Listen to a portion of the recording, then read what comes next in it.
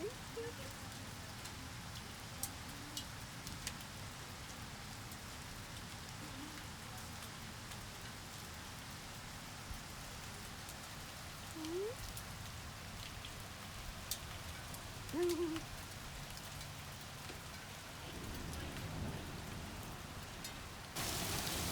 So I think it stopped hailing. Might start again, but it's raining like bloody cats and dogs again. Woo! Poor Lass is out in it.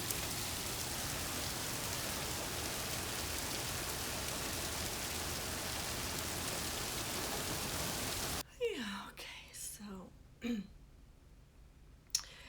for those of you who are brand new, I'm so excited. I know that a couple of people gave me shout outs, and maybe you came from there, from Resting Witch Face, or perhaps from Tanya Talks Too Much, or maybe Willow, because I know she bought my book. My name is Olivia. I live in Denver, Colorado, with my husband and my son and 3 cats, to whom I'm going to be introducing you. And this channel really started as a project to keep myself busy and engaged during a period of, like, I had left a job after COVID, so be careful. I was turning 60. It was something I wanted to deal with consciously and still work to embrace aging. I think that there's a lot about it that's positive, and there's a lot about it that I struggle with. I don't love it, but I don't want to hate it, and that's what I said in one of my first videos. So my background is in theater and ballet when I was much, much younger. That was my jam. And then I went back to university as an older adult in my 30s, and I studied psychology and a lot of biological anthropology, although my degree ultimately, because I kept bouncing around, was in English with a concentration in film studies. So then I went into a master's program in applied psychology at Regis University. My undergraduate is from University of Colorado. I started at Boulder and finished at Denver. So the channel name is The 7 Sacraments of Health. And of course that draws from the sacraments of the church, and also pre-Catholic, pre-Christianity, the sacraments of Mithraism.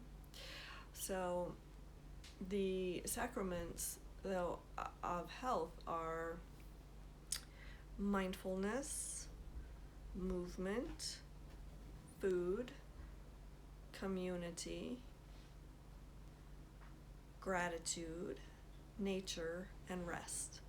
And I have a very small book that dedicates a chapter to each of those, kind of just describing and outlining what they are in our lives and how we can enact them. And then the second part of the book is like putting those to use and using cognitive behavioral therapy tools to help you build a practice around the idea of health habits as a sacrament, as something that we get to do, that are sacred, that are joyous, instead of a burdensome task or discipline. Not that discipline's part of it, but it's kind of reframing it as like sacred, because the temple is sacred and all that is sacred.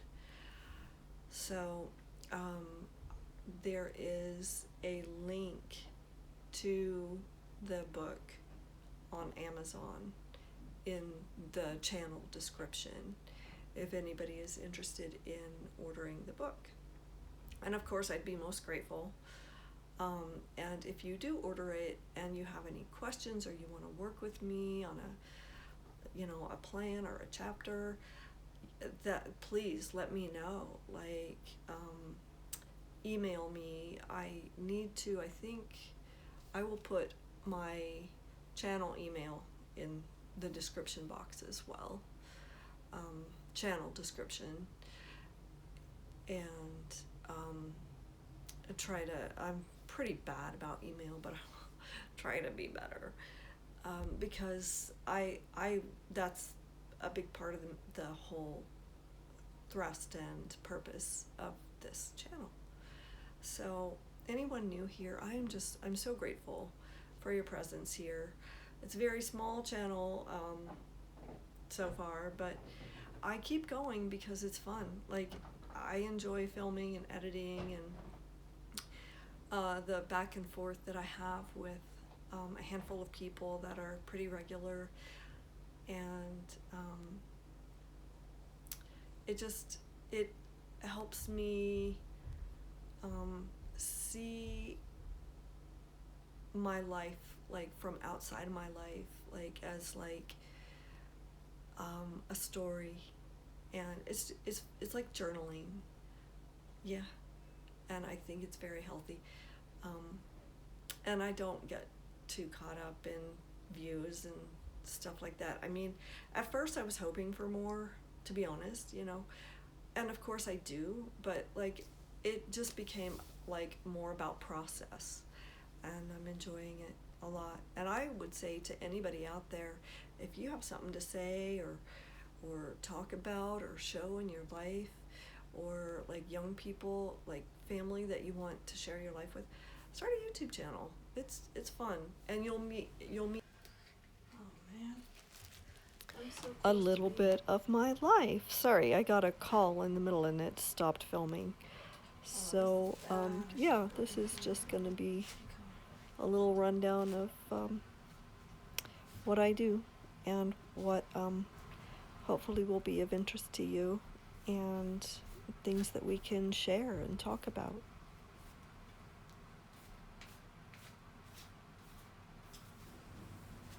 This is Avita, and Avita came to us from our Syrian neighbors who got the kitty, but then the mother had like profound anxiety about the cat, and so we wound up with her. But look at her. She's so cute. Oh my god. I honestly think this cat is a chimera. I honestly believe that she is two cats. Like, the embryos merged. That's a thing. So look at the sides of her face. See how they're different? I believe she's an orange cat and a gray tabby. She's an orange boy and a gray tabby girl mixed in one. See how different she is on both sides? But she's very sweet. Hi, wanna say something? Wanna say something? Avita. Okay, no. She sees her sibling. This is Mao. Hi,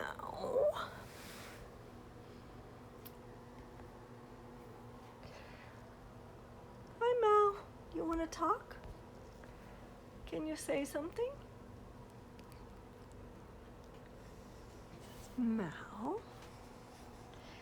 Mao is, I think, about, how old are you, Mao? Do you remember? Let's see.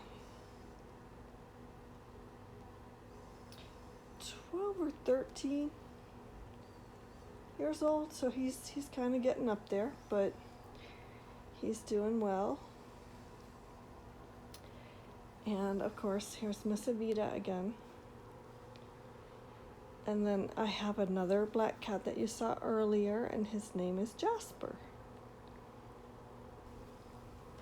Hi, Jasper. I'm sleepy. Okay, so I just got these today, or this. package. It is. This is something that my husband ordered. And it's this like Nordic rock. It's really awesome stuff. I can't read the name. Hellfunk? But I know. And Damiano David's first solo album.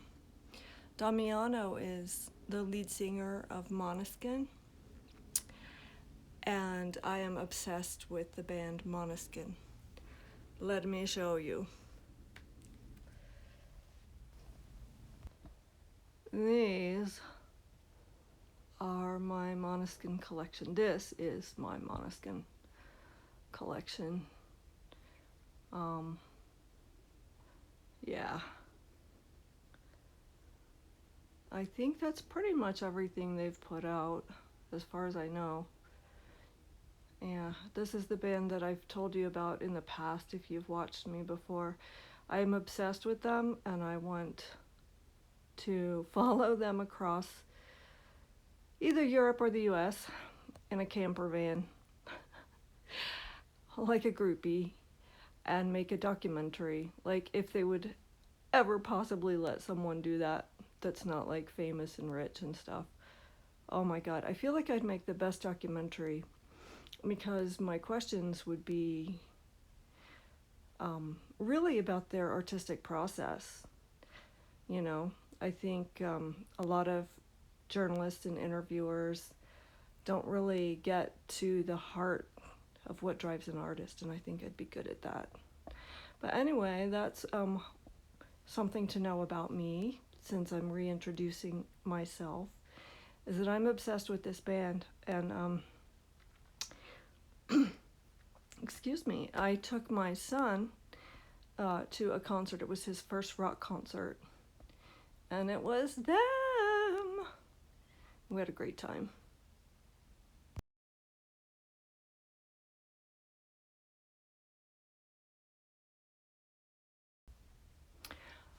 And for those of you who will be joining me new, or have joined me new, you will recognize my coffee cup. It's pretty much in almost every video that I make. And I love the concept of joy, that joy is something that we can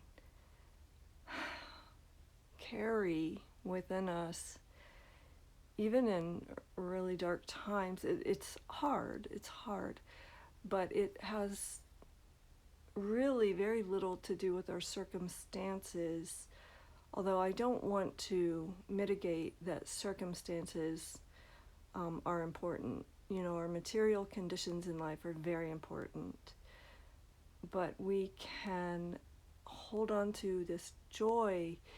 And I kind of think that joy is rooted in awe, and being just in awe of the little, not even little, but the things that we take for granted, like the leaves of a tree, the petals of a flower,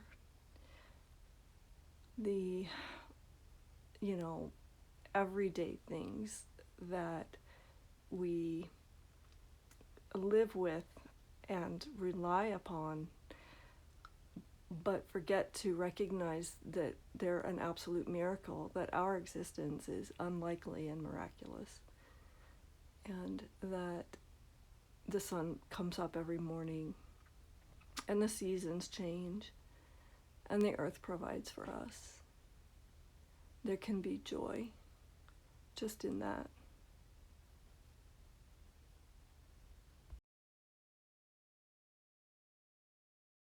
This is the Highline Canal in southeast Denver.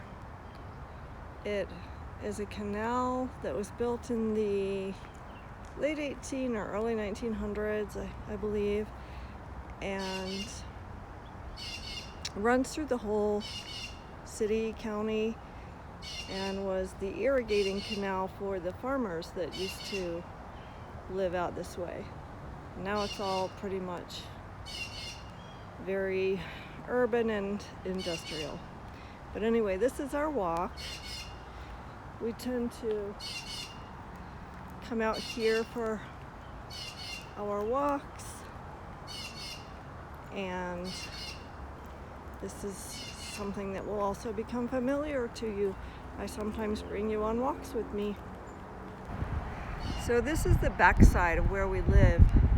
It's very urban and it's industrial and it's really kind of yucky and a little bit ghetto, but the mountains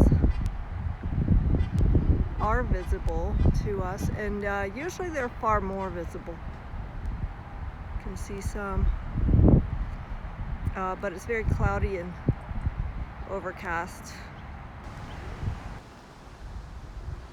So this is my little garden in the back courtyard.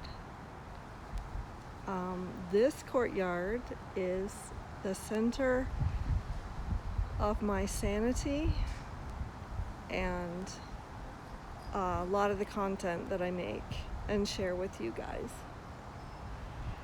It's how I stay focused, grounded, and, to be redundant, sane. But I really like this courtyard because we have these big lush trees and we have good, nice neighbors. Now, we had some really bad neighbors before and they got evicted, and so things are really nice now. And so this little area, I just topsoil it every year a little bit more. It probably could use more, but we've got cantaloupe, pumpkins, and broccoli growing, and then some Irish moss. And this is my patio. I've got some more things growing over here, more pumpkins, I think, and this one, I believe I've got some cucumbers that I'm trying to grow. More pumpkins. There's wild grass for my kitties to eat.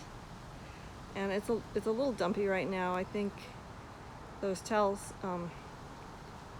I just leave them out here because I'm either gonna have to throw them in the laundry or throw them out. But anyway, yeah, so it's looking a little dumpy at the moment, but it's really cute at night, especially when it's all lit up.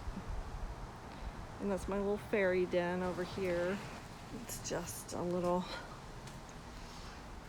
place where I sit and I feel like it's a little more private, although anybody obviously knows I'm here. But it just has a little magic feeling to it.